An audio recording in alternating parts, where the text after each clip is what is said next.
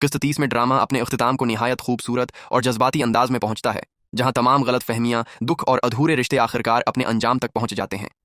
یہ قسط سچی محبت، صبر اور صحیح فیصلے کی اہمیت کو اجاگر کرتی ہے۔ آئلہ اب ایک مضبوط اور سمجھدار لڑکی بن چکی ہوتی ہے۔ وہ اپنی زندگی کے سب سے اہم فیصلے کے لیے تیار ہوتی ہے اور ماضی کی تلخ یادوں اور حال کی حقیقت کے درمیان واضح فرق کو سمجھ لیتی ہے۔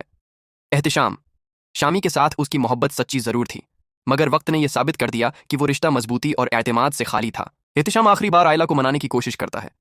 وہ اپنی غلطیوں کا اعتراف کرتا ہے اور چاہتا ہے کہ سب کچھ پہلے جیسا ہو جائے، مگر اب بہت دیر ہو چکی ہوتی ہے۔ آئلہ اس بار جذبات کے بجائے حقیقت کو ترجیح دیتی ہے اور ایک مضبوط فیصلہ کرتی ہے کہ وہ ایسے رشتے میں واپس نہیں جائے گی جہاں اسے بار بار تکلیف ملی۔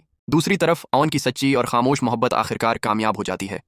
وہ ہمیشہ کی طرح صبر، خلوص اور عزت کے ساتھ آئلہ کے ساتھ کھڑا رہتا ہے۔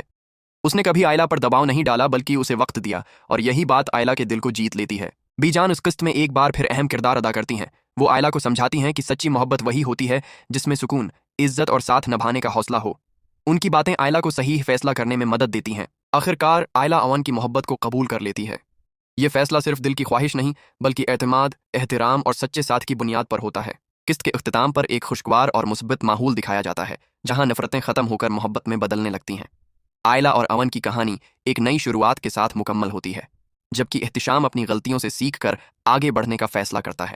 آئلہ ایک مضبوط اور حقیقت پسندانہ فیصلہ کرتی ہے۔ احتشام کو اپنی غلطیوں کا احساس ہوتا ہے مگر دیر ہو جاتی ہے۔ ان کی سچی محبت کو کامیابی ملتی ہے۔ کہانی کا اختتام مثبت اور سبق آموز انداز میں ہوتا ہے۔ ڈرامہ ضبط ایک خوبصورت پیغام کے ساتھ ختم ہوتا ہے کہ سچی محبت صرف احساس نہیں بلکہ اعتماد، عزت اور صبر کا نام ہے۔ جو رشتہ ان بنیادوں پر قائم ہو وہی آخرکار کامیاب ہوتا ہے۔